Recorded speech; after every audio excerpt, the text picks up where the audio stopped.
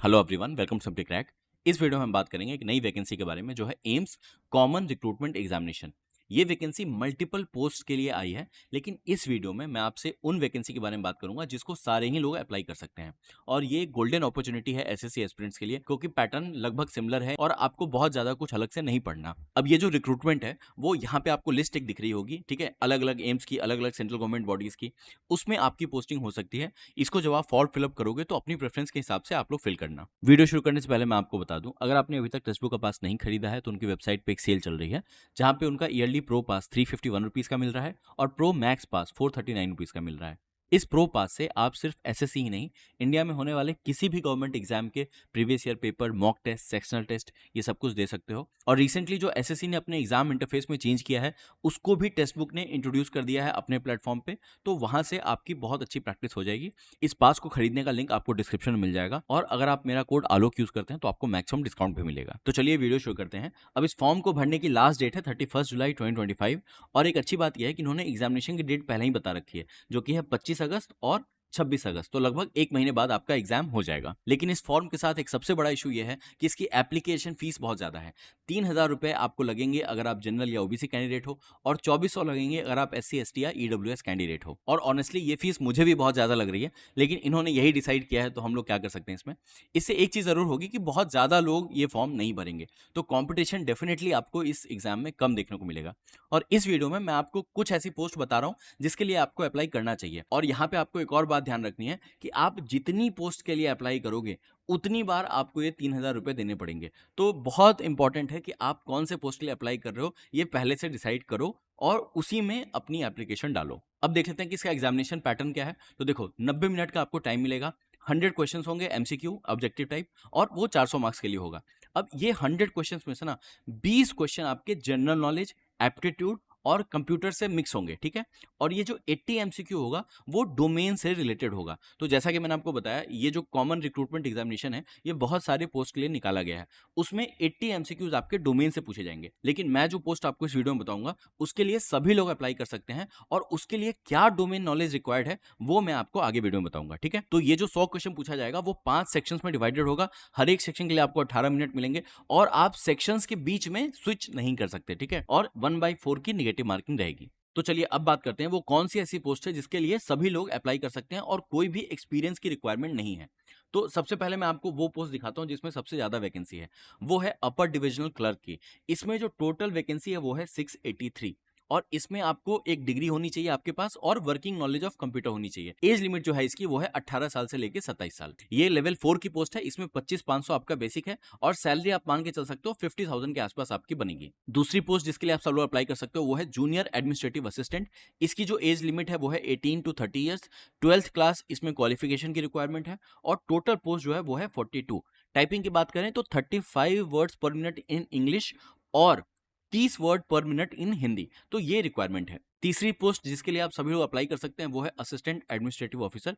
इसमें total 26 vacancy है। इसकी जो एज लिमिट है वो है 21 से 30 ईयर।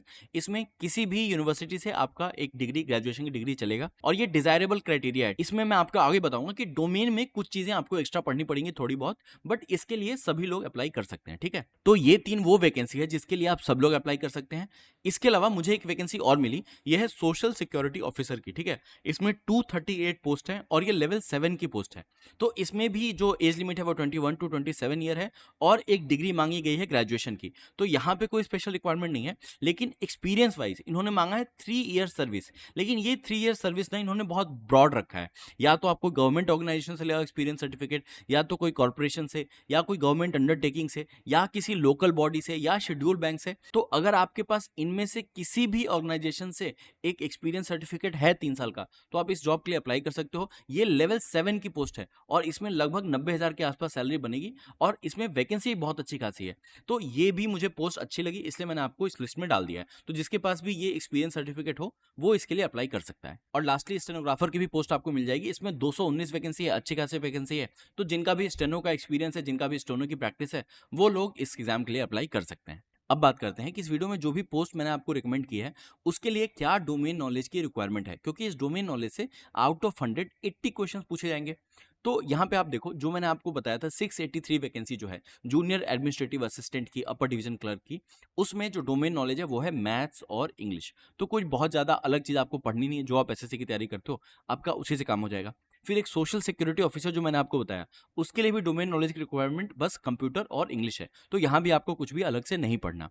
एक जो मैंने आपको असिस्टेंट एडमिनिस्ट्रेटिव ऑफिसर की पोस्ट बताई, उसमें थोड़ी सी अलग चीज़ आपको ये पढ़नी है, वो है जनरल एडमिनिस्ट्रेशन, सीसीएस। सीसीएस होता है सेंट्रल सिविल सर्विसेज रूल्स, ठीक है।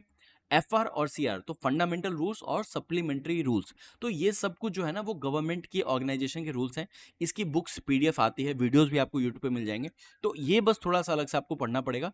बाकी जो भी इस पोस्ट में इंटरेस्टेड है वो अप्लाई कर सकते हैं। अब बात करते हैं कि क्या इस एग्जाम की कट ऑफ रह सकती है और क्या लेवल है एग्जाम का। तो जितना भी मैंने पास्ट ईयर पेपर एनालाइज किया, ठीक है, एक पास्ट ईयर पेपर मैं अपने टेलीग्राम चैनल पे भी शेयर कर दूंगा, आप वहां से उसे डाउनलोड करके देख सकते हैं। तो जितना भी मैंने एनालाइज किया, मुझे लगता है कि जो आपकी एक्सपेक्टेड कट ऑफ है वो 280 से 310 के रेंज में रह सकती है।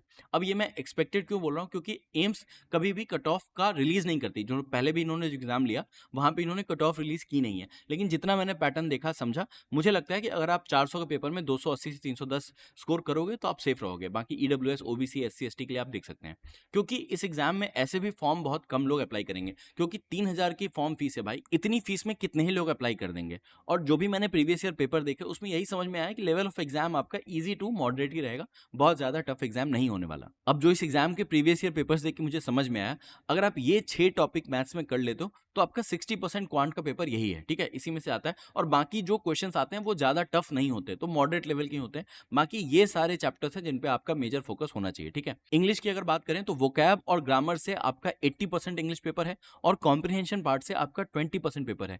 इसके लिए भी आपको कुछ अलग से नहीं पढ़ना, जो आप एसएससी की तैयारी करते हो उतना इनफ है। और अगर आप कम टाइम में वोकैब को बहुत इफेक्टिव तरीके से कवर करना चाहते हो तो इस वीडियो में मैंने ये बताया कि कैसे 2 महीने में आप एकदम इफेक्टिव तरीके से, एग्जाम ओरिएंटेड तरीके से वोकैब को प्रिपेयर कर सकते हो। तो इस वीडियो का लिंक मैं आपको डिस्क्रिप्शन में दे दूंगा, वहां से आप इसे देख सकते हैं। So all the very best for your examination. अगर आपको चैनल का कंटेंट पसंद आता है तो प्लीज चैनल को सब्सक्राइब करें। Thank you.